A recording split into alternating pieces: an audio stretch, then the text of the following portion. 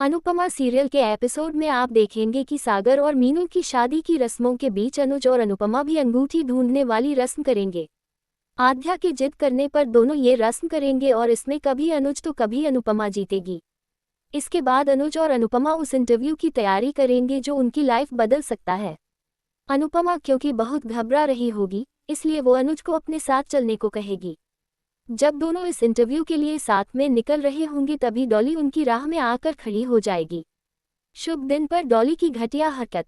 डॉली पहले तो अनुपमा को दही चीनी खिलाने का ढोंग करेगी, लेकिन क्योंकि अनुपमा जानती है कि सब दिखावा है, इसलिए वो दही नहीं खाएगी और फिर डॉली बड़ी चालाकी से वो दही अनुपमा की साड़ी और अनुज के कपड़ों पर गिरा देगी।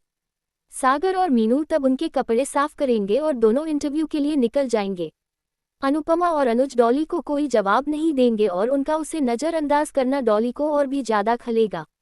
इसके बाद डॉली किचन में जाएगी और कुछ ऐसा देखेगी कि उसका खून खौल उठेगा। पति पत्नी के बीच कांटा बनेगी डॉली। दरअसल सागर और मीनू किचन में रोमांस कर रहे होंगे और जब डॉली उन्हें देखेगी तो जाकर सीधा सागर पर हावी होने लगेगी। तब मीनू अपनी माँ पर चिल्लाएगी और कहेगी कि सागर अब उसका पति है। अपनी माँ से झगड़ते हुए मीनू ये भी कह देगी कि उसे कई बार लगता है कि काश मामी उसकी माँ होती। ये सुनकर डॉली और भी ज्यादा खिसिया जाएगी। उधर इंटरव्यू के दौरान अनुपमा एक तीर से दो निशाने लगाएगी। वो अपने पति अनुज कपाड़िया की खुलकर तारीफ करेगी और एक सवाल का सहारा लेकर अंकुश और बरखा भाभी की पोल भी खोल देगी। वो कैमरा पर आकर लोगों से अपील करेगी कि अनुज को सिर्फ एक मौके की जरूरत है।